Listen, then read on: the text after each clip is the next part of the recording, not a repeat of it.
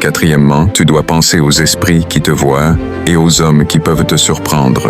Je répète, tu dois penser aux esprits qui te voient et aux hommes qui peuvent te surprendre. Ça va casser l'atmosphère et ta concentration pour pécher. La Bible dit que le prince de ce monde vient, mais il n'y a rien de lui en moi. Pourquoi? Parce que le prince de ce monde voit dans l'esprit. Qu'est-ce que le diable dit de toi? Qu'est-ce que les démons disent de toi? Lorsque tu pèches et tu t'enfermes, personne ne te voit. Mais les démons te voient, les anges te voient, Dieu te voit, le Saint-Esprit te voit. Alors quand tu te masturbes, regarde ceci.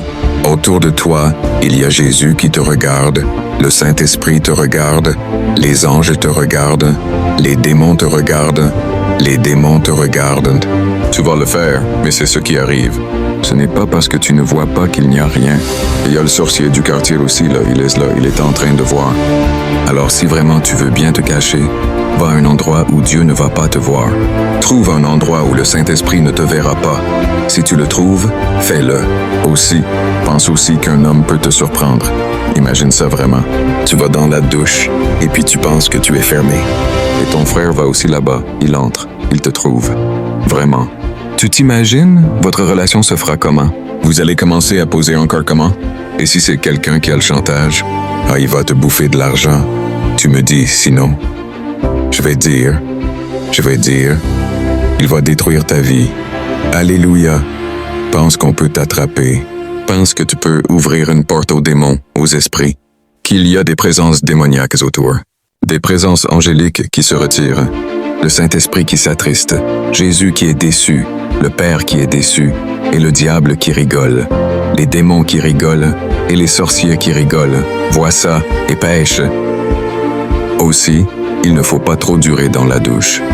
Il ne faut pas durer dans la douche. Quand tu finis de te laver. Oui, le péché là arrive quand tu as fini de te laver. Maintenant, tu commences à... Frère, si tu as déjà te lavé, sors, ne dure pas. Il y a même quelqu'un qui m'a dit que lui, qu'est-ce qu'il faisait?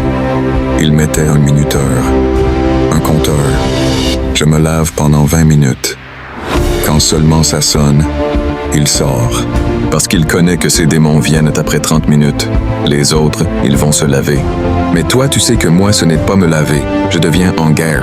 Parce que moi, je tombe là-bas. Là où les autres se lavent, moi, je sors sale. Ah oui. Et tu ne regardes pas le savon comme un savon. Tu sais que c'est un ennemi. Aussi, il faut éviter le second regard. Pourquoi? Parce que le second regard est une péché. C'est-à-dire, tu vois une femme devant. Quand elle passe, ne regarde pas, parce que l'image que tu vas regarder, c'est celle que tu vas amener à la maison. Et c'est cette image-là qui va t'amener à la masturbation. Car certains hommes, quand il ne peut pas coucher avec une femme, il va coucher avec elle en pensée. C'est-à-dire, il télécharge l'image et puis il l'amène dans la chambre. C'est pourquoi ma sœur vit dans la sainteté, dans la crainte de Dieu. Tu ne connais pas combien de gens se masturbent en pensant à toi. Amen. Évitez le second regard. Et évitez vous-même aussi de déclencher le second regard.